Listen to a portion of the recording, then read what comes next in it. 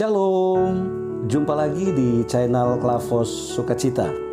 Channel ini akan selalu memberi kekuatan kepada kita di dalam memberitakan kebenaran firman Tuhan yang menolong Bapak Ibu Saudara, anak-anak dan saya untuk bagaimana kita menjalani kehidupan kita di dalam situasi akhir-akhir ini.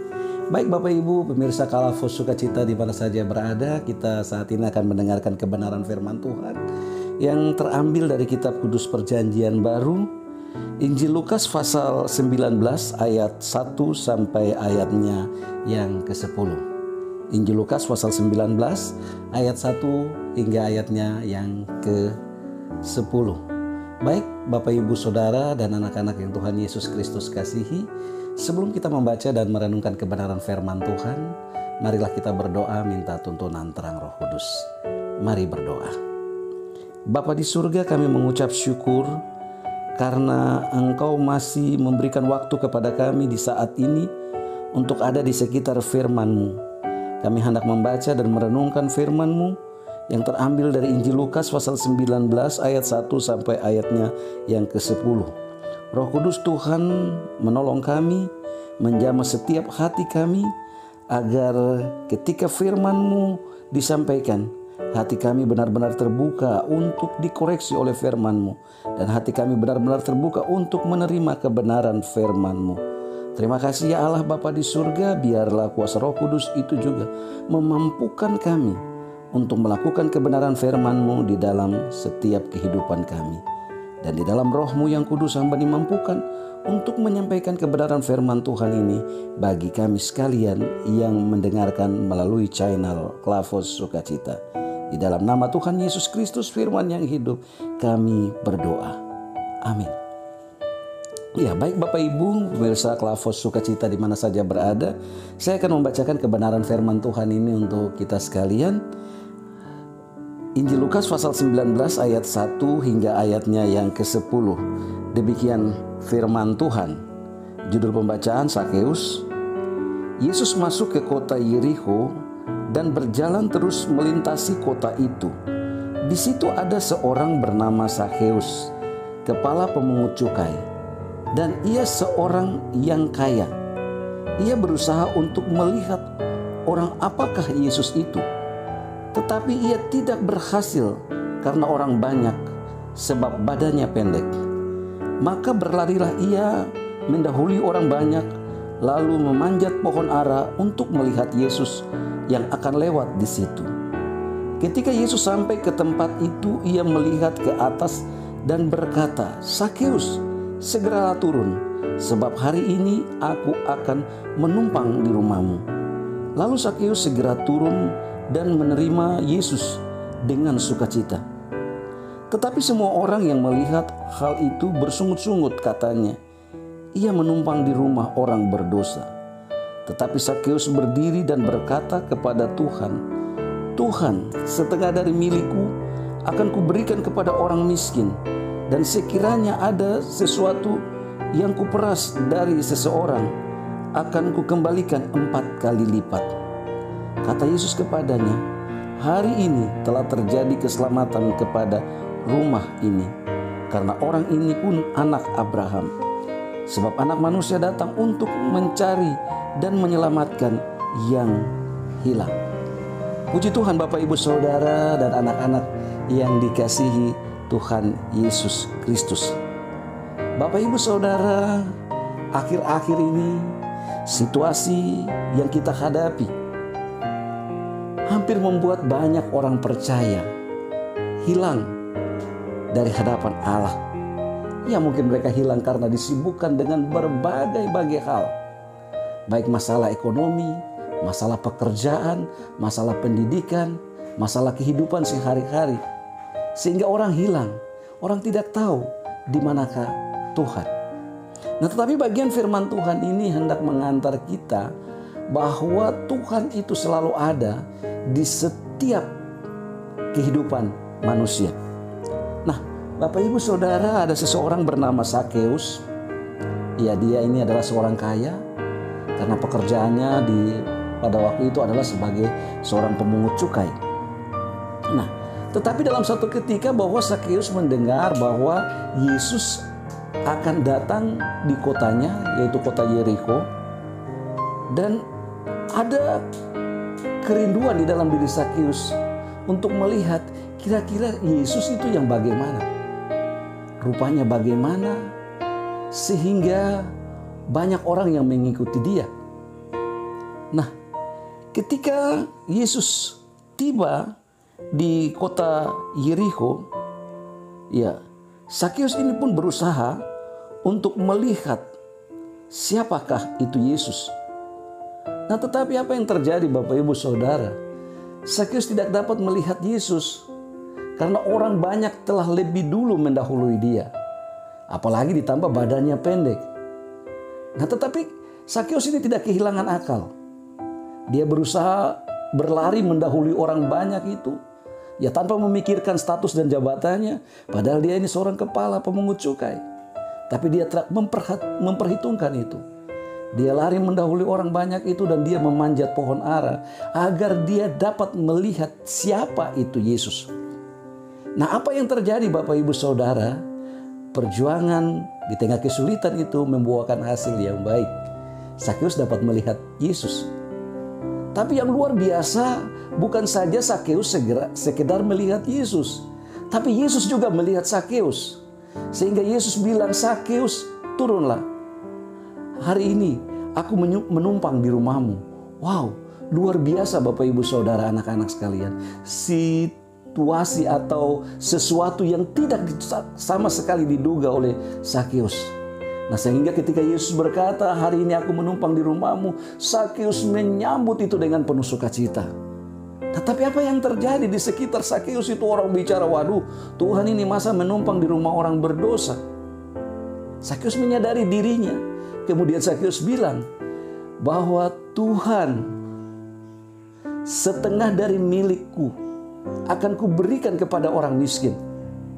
Dan sekiranya ada yang saya ambil lebih dari orang lain, saya akan gantikan 4 kali lipat." Luar biasa pengakuan dari Sakeus ini. Nah, apa yang terjadi? Bapak Ibu Saudara dan anak-anak sekalian mendengar perkataan pengakuan dari Sakeus. Yesus pun berkata kepada Sakeus, "Hari ini telah terjadi keselamatan pada rumah ini, karena orang ini pun anak Abraham. Sebab anak manusia datang untuk mencari dan menyelamatkan yang hilang." Puji Tuhan Bapak Ibu Saudara dan anak-anak yang dikasihi dalam Tuhan kita Yesus Kristus. Nah, Bapak Ibu Saudara dan anak-anak yang terkasih dalam Tuhan Yesus Kristus, dari bagian cerita Sakeus ini ada 3 hal penting yang hendak kita pelajari. Bahwa yang pertama, sebagai orang percaya, kita berusaha untuk menjadi pribadi yang mendekatkan diri kepada Kristus. Menjadi pribadi yang kita harus berusaha untuk menjadi pribadi yang mendekatkan diri kepada Kristus.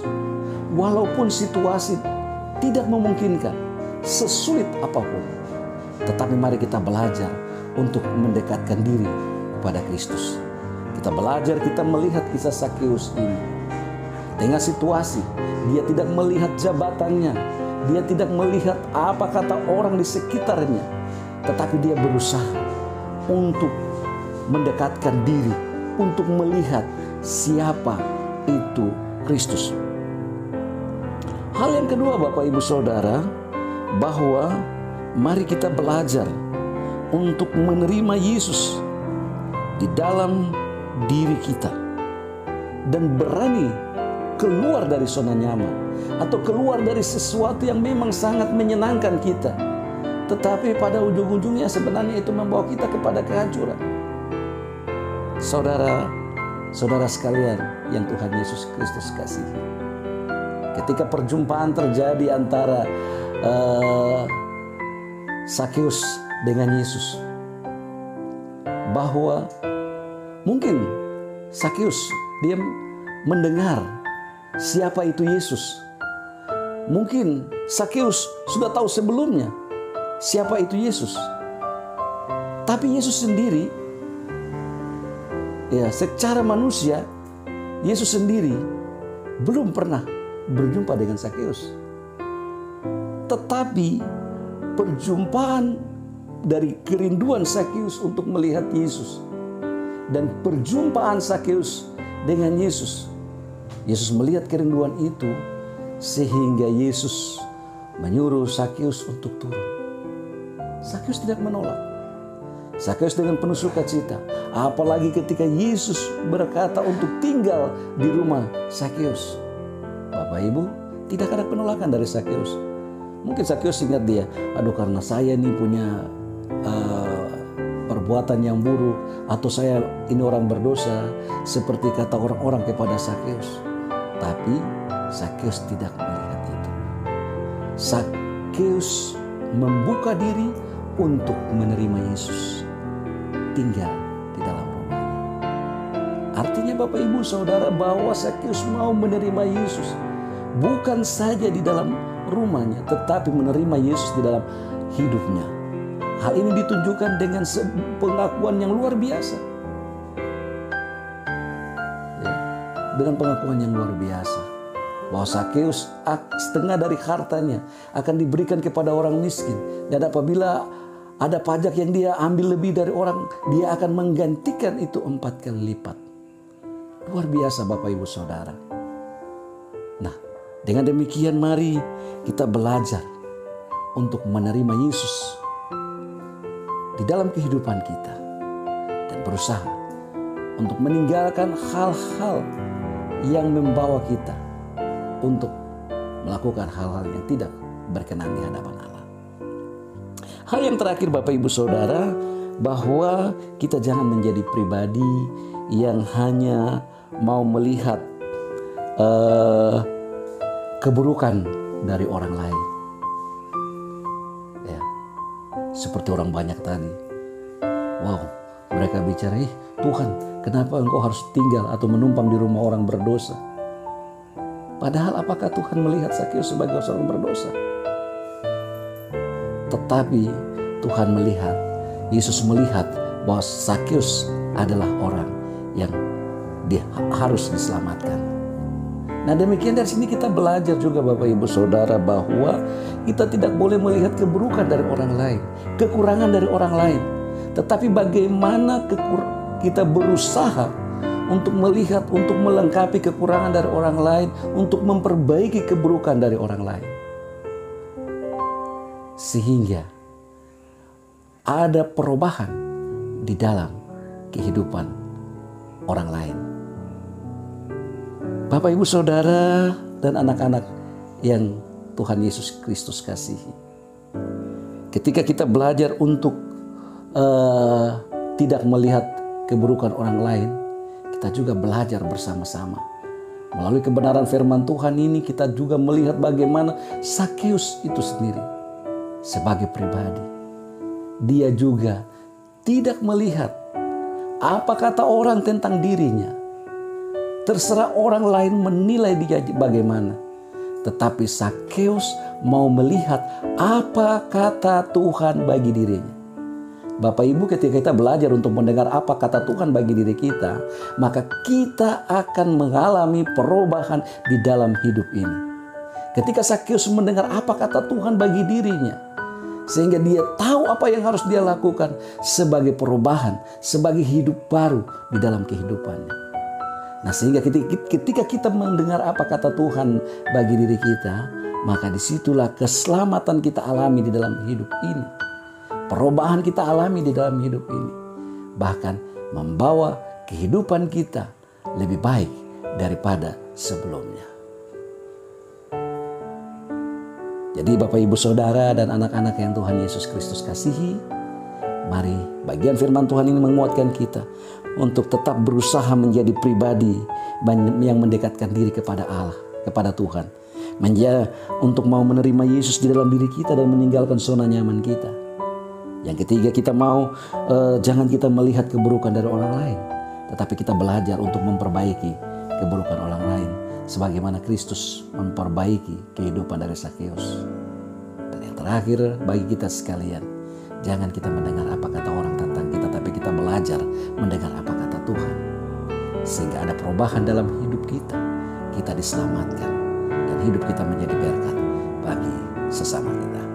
Tuhan Yesus memberkati kita dengan firman-Nya. Mari kita berdoa. Bapa di surga, kami bersyukur melalui kebenaran firman-Mu di hari ini.